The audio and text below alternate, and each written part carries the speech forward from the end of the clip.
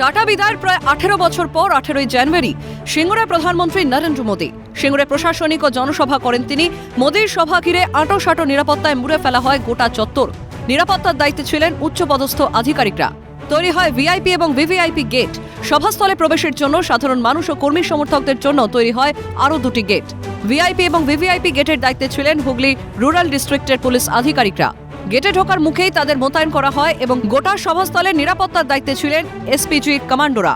VIP গেটে ঢোকার মুখে ছিল মোবাইল এক্সরে ব্যাগেজ। যারা সেখানে গিয়েছেন তাদের ব্যাগ, ইলেকট্রনিক্স জিনিসপত্র খুব ভালো মতো পর্যবেক্ষণ করা হয়। গোটা এলাকা মুড়ে ফেলা হয় সিসি ক্যামেরায়। বিজেপি 100%ই প্রতিশ্রুতিবদ্ধ হয়ে গেছেন এবং সব থেকে আমরা নারীরা হয়ে আমাদের একটা দুঃখিত, আমাদের চোখে জল এসে যাচ্ছে। আজকে আমরা পশ্চিমবাংলায় সমস্ত নারীরা, মা বোনেরা কেউ আমরা সুরক্ষিত নয়। উনি সবসময় চেয়েছে শুধু এই প্রজন্ম নয়, আগামী যত প্রজন্ম আছে তাদের যাতে কর্মসংস্থান হয়, তারা যাতে রুজি রোজগার হয়, তার চিন্তা উনি সবসময় করেছে। আমাদের দেশের প্রধানমন্ত্রী সবসময় বলেছে, একটাই উনি কথা বলেছেন যে না খাউঙ্গা না খানে দুঙ্গা। সেই প্রতিশ্রুতি উনি সবসময় কাজে লাগিয়েছেন। ওই জমি দিয়েছি, মানে কিছু আমি তো পাইও নি। আপনার নিজের জমি ছিল এখানে? হ্যাঁ। আচ্ছা, তারপরে সেই জমির কি অবস্থা এখন? পড়ে রয়েছে। পড়ে রয়েছে। হ্যাঁ। জমিতে শিল্পও হয়নি, কৃষিও হয়নি। না। এখন কি চাইছেন? জমিতে কৃষি শিল্প বলছে প্রধানমন্ত্রী করুক।